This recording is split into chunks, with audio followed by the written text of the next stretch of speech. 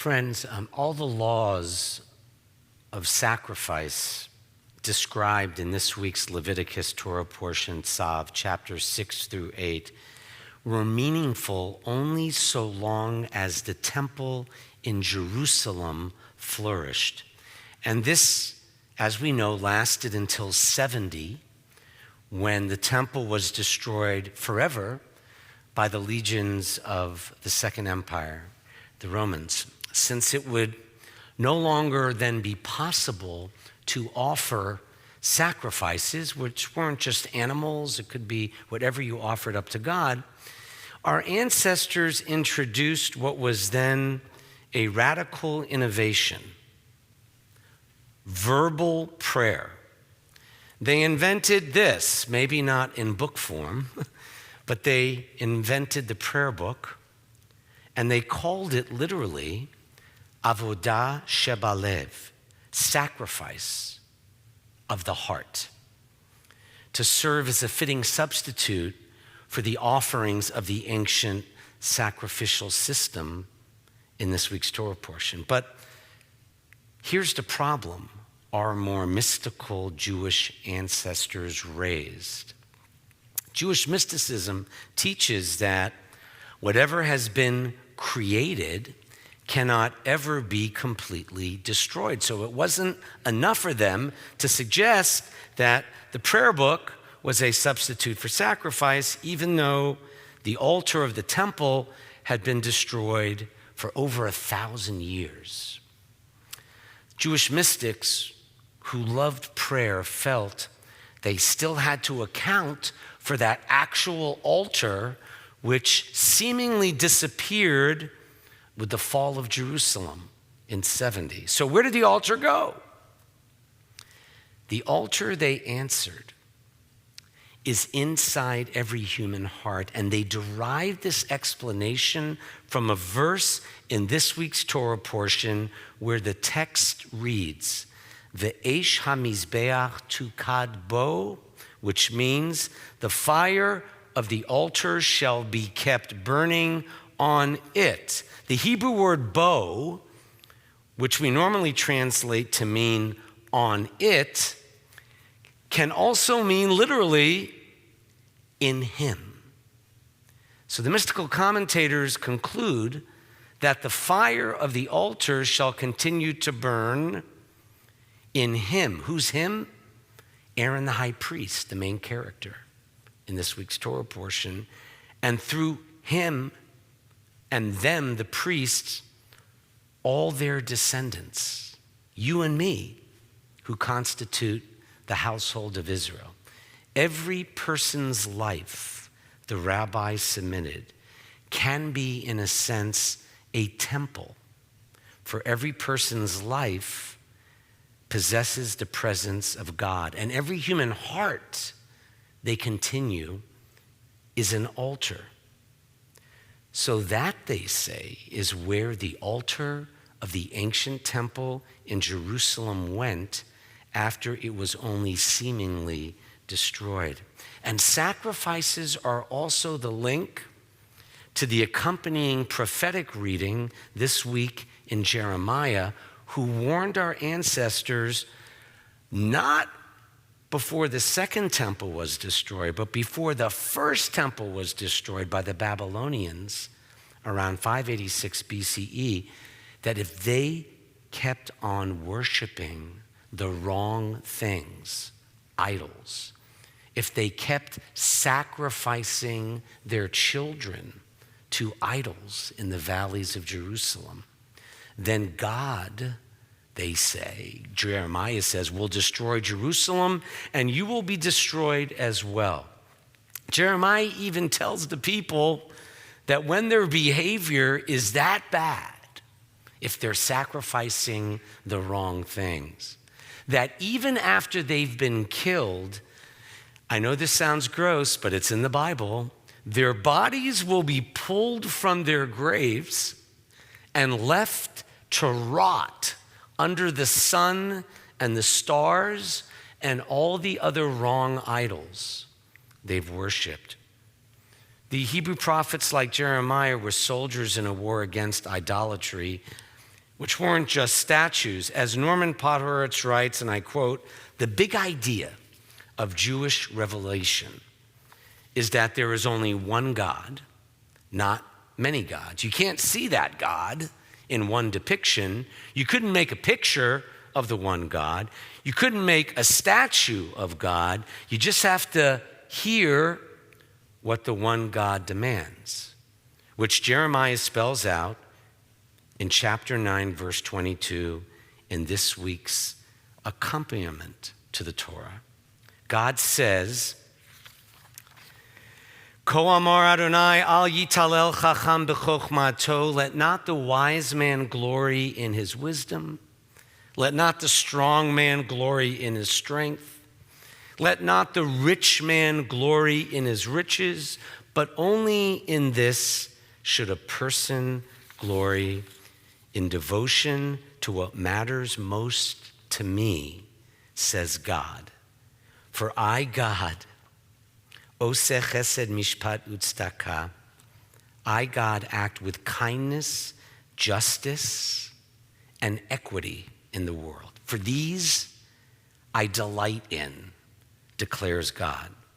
In these, kindness, justice, and equity, I delight as the sacrifice." Kindness, justice, and equity are the sacrifices we're supposed to make for others, we learn this week. Kindness, justice, and equity are how we become God's partner in leaving the world better than the way we found it. The ancient sacrifices in Levitical times and Jeremiah times are therefore not just some outdated manner of pleasing God before we came up with this.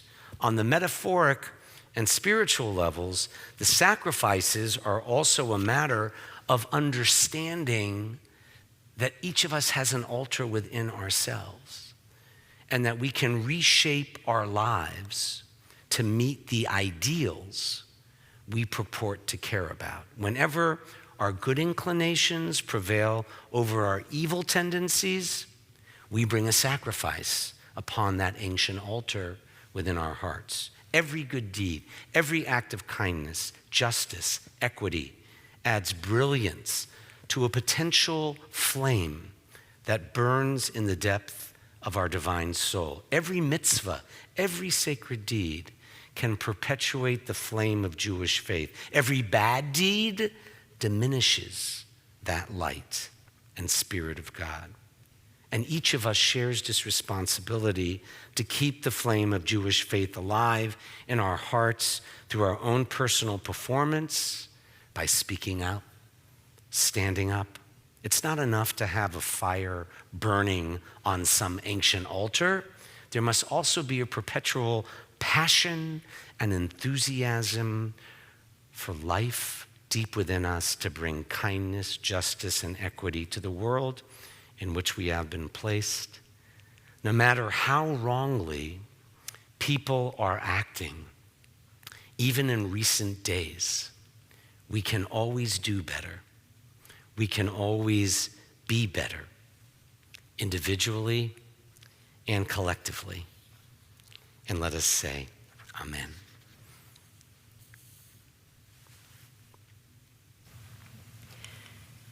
For 2 years before this, I taught in Metro Nashville Public Schools as an elementary music teacher. I taught in a trailer right outside the school building, which we filled with the sounds of singing, instruments, laughter, and excitement. One day, while I was with a second grade class, we had an active shooter drill, as we had multiple times a year. In this trailer, surrounded by windows with bent shades, allowing you to see inside even when they're down, there were not many actual hiding places, but I got my students to the corner, turned off the lights, and locked the door. My students were laughing, joking around, being kids who just abruptly ended a fun activity. I had to keep telling them to stop. This was not a time for jokes, not a time for them to just be kids. When the drill was over, we had a conversation about how there are so many good people in the world. But unfortunately, there are a small amount of people who want to do unthinkable things.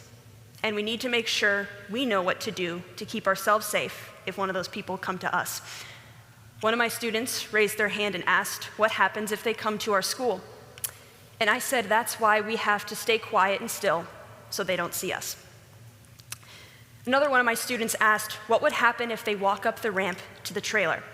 To which I said, that's why we lock the door, so they can't get in. And then another one of my students asked, what happens if they break down the door? And I froze.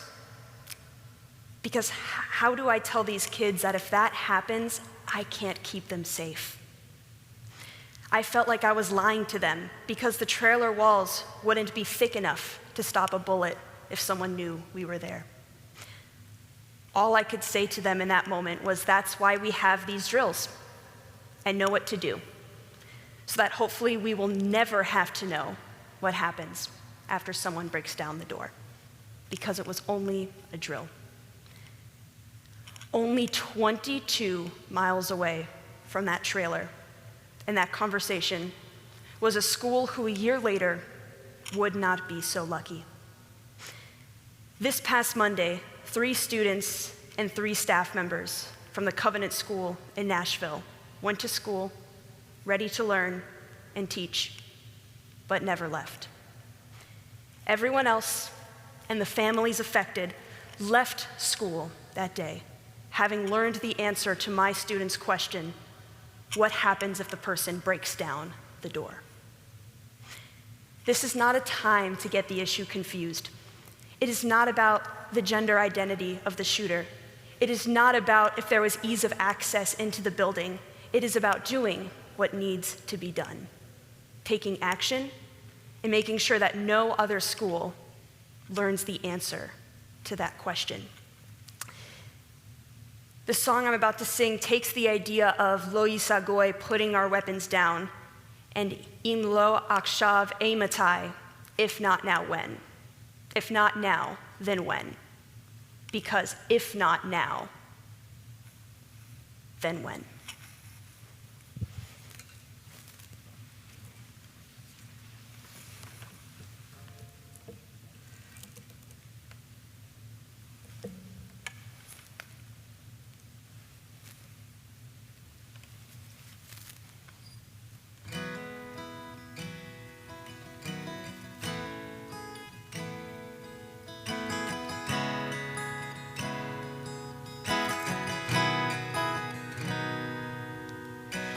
Mama, don't you cry no more. Mama, don't you cry no more. 'Cause a brighter day is gonna come our way. So mama, don't you cry no more. And I don't wanna be afraid.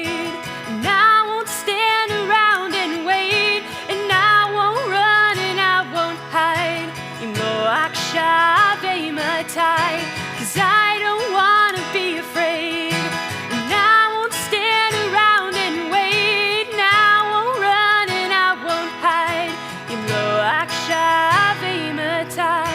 So darling, don't you cry no more. Darling, don't you cry no more. 'Cause a brighter day is gonna come our way. So darling, don't you cry no more.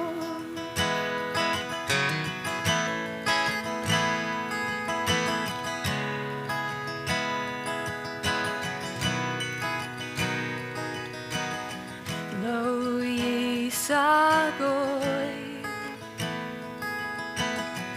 el goy chere lo yilmedu ol milchama. And I don't wanna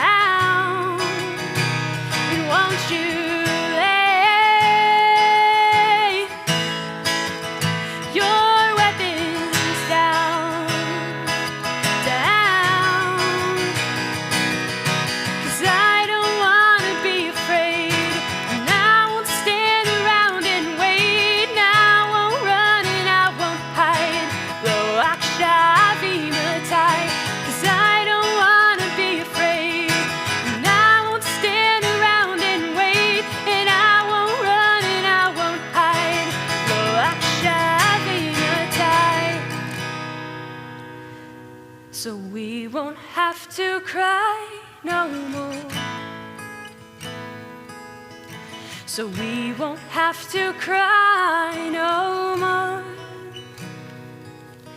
'Cause a brighter day is gonna come our way when we won't have to cry no more.